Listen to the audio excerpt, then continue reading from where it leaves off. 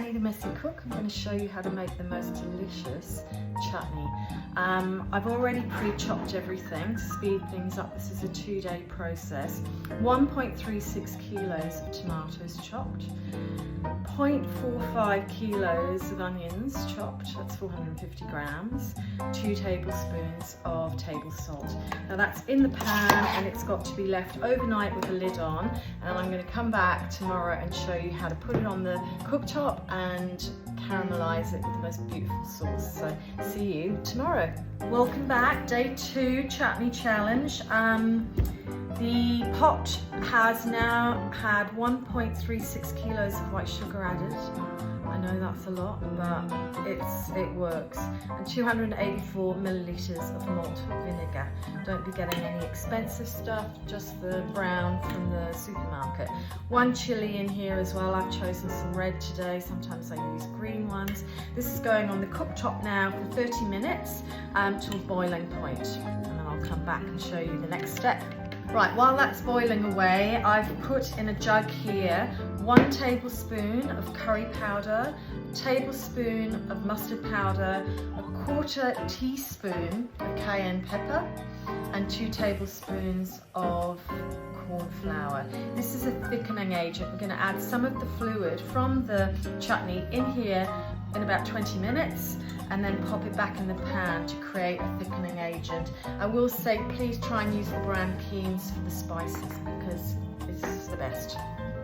I'm just going to drain a little bit of the sauce into the jug there, and that's going to create a paste, and then I'm going to pop that straight back into the pan, lower the heat, and we're going to thicken and caramelize the sauce for another 20 to 30 minutes. Pouring that in. There'll be some little lumps at the bottom.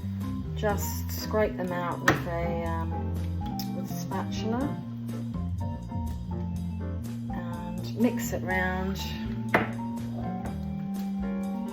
with a ladle.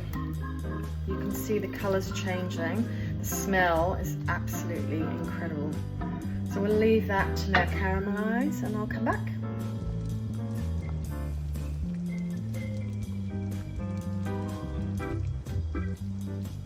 Okay, so the chutney is being caramelised. It seems quite runny, but don't worry about that because when it cools down, it thickens.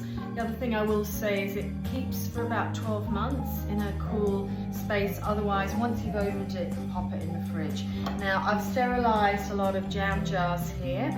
So whilst the jam jars are hot, I use one of these, which sort of guides the chutney in, and fill each jam jar and seal it straight away.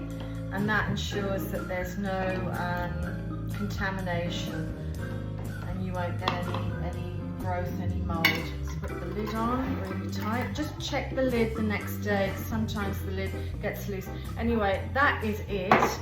And I don't know whether you can see here, but there's a lovely richness about it. As I say, a little bit runny at the minute, but when it cools, it gets absolutely gorgeous.